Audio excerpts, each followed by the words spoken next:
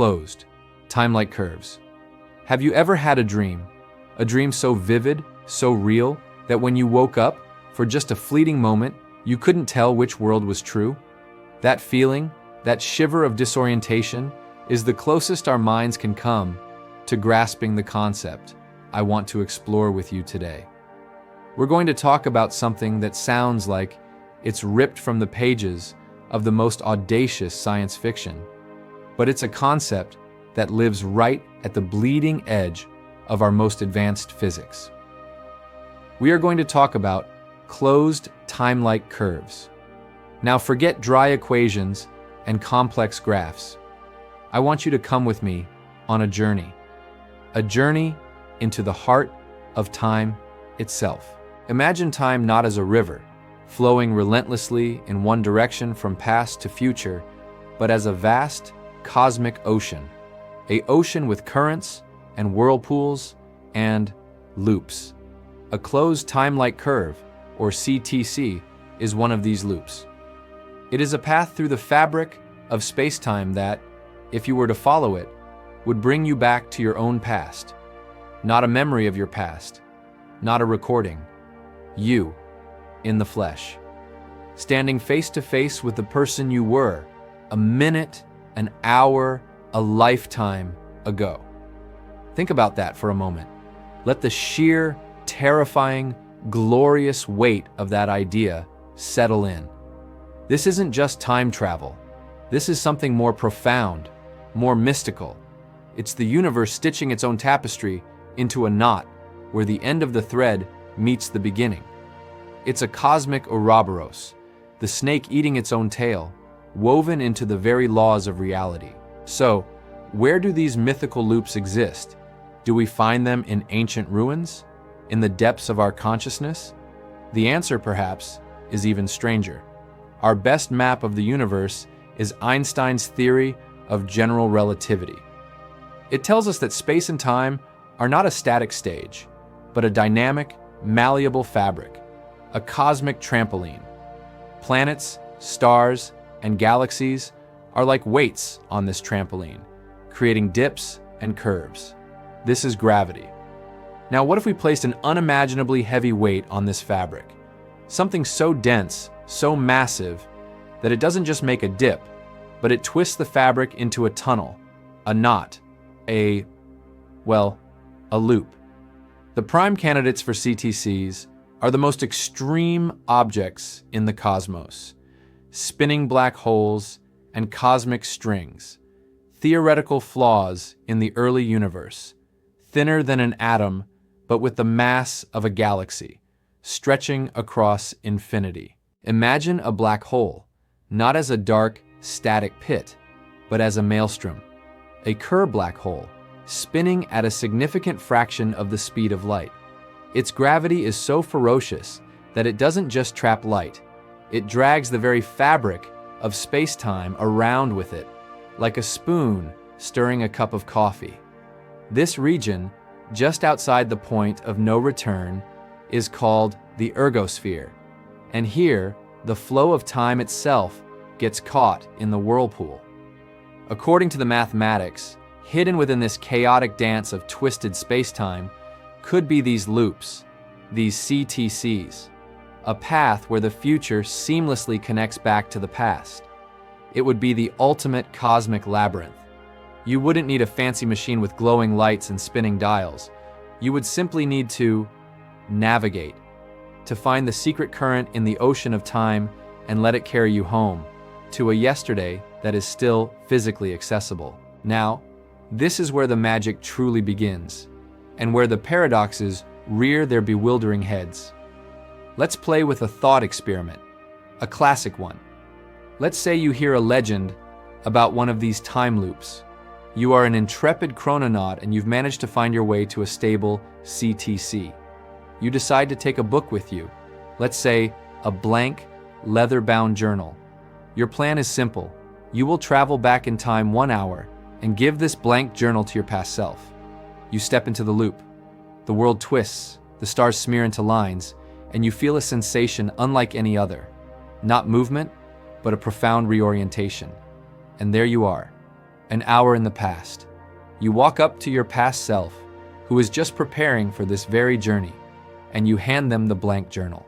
Your past self takes it, puzzled. An hour passes for them. They now become you, the you who is about to step into the time loop. But now, you have the journal. It's still blank. A thought strikes you. What if you wrote something in it? You scrawl a single message. The phoenix rises at dawn. You step into the loop. You travel back. You hand the journal to your past self. They look at it and see the message already written inside. The phoenix rises at dawn.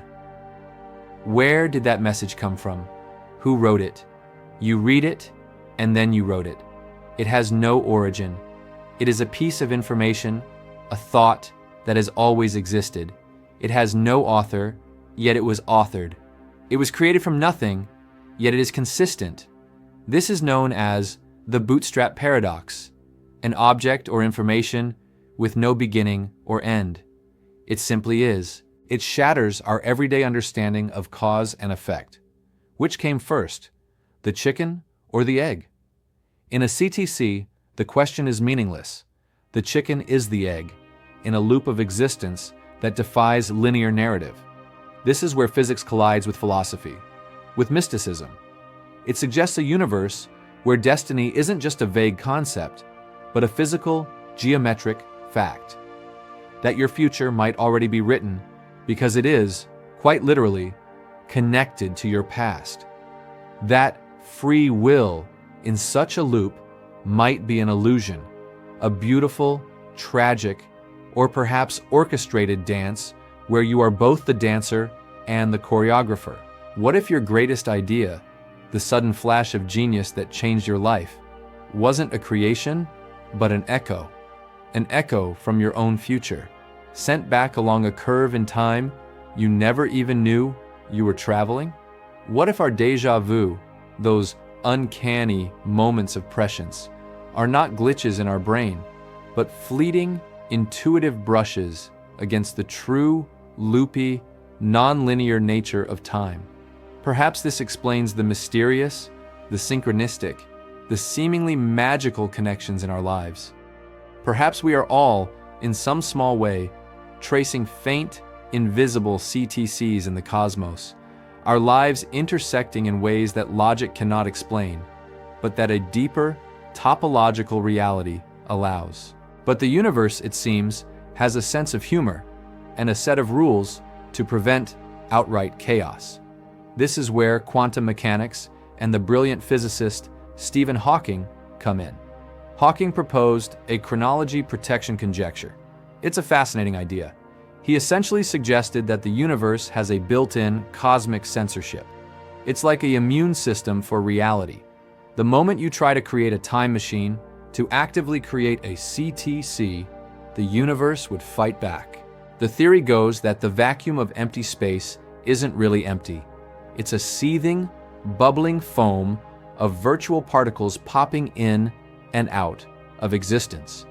If you were to create a time loop, these particles could get caught in it. They would go around and around and around, each time gaining more and more energy, building up like a feedback screech in a microphone, until the energy becomes infinite and destroys the loop before it can ever be used.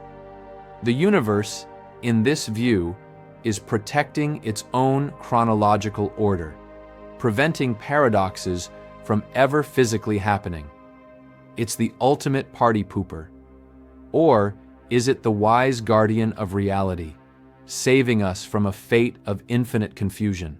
But what if this protection isn't perfect? What if in the earliest moments of the Big Bang, when the laws of physics were still settling into place, such loops were possible? What if the entire universe is, in fact, a product of a primordial CTC, a self-creating bootstrap paradox on the grandest scale imaginable? This leads us to the most mind-bending possibility of all.